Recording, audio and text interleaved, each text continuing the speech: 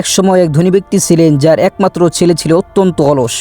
ছেলেকে কাজে উৎসাহিত করতে তিনি বহুবার চেষ্টা করেও ব্যর্থ হন।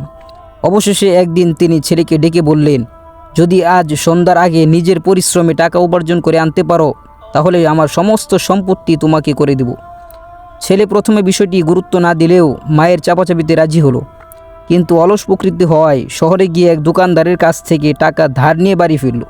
সন্ধ্যায় সেই টাকাটা বাবাকে দিল। বাবা কোনো কথা না বলে সেই টাকাটা আগুনে পুড়িয়ে দিলেন। ছেলেটি চমকে উঠে বলল, আপনি এটি কী করলেন? বাবা শান্ত গলায় বললেন, এটি তোমার কষ্টার্জিত টাকা নয়, কাল আবার আয় করে আনো। পরদিন ছেলে অনিচ্ছা সত্ত্বেও একটি নির্মাণ কাজে দিনমজুরি করল।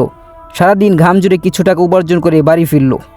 পুরাতে উদ্যত হলেন, কিন্তু এবার ছেলে বাবার হাত ধরে ফেলে বললেন, না, এটি আমার কষ্টের টাকা, আপনি এটি পুরাতে পারবেন না।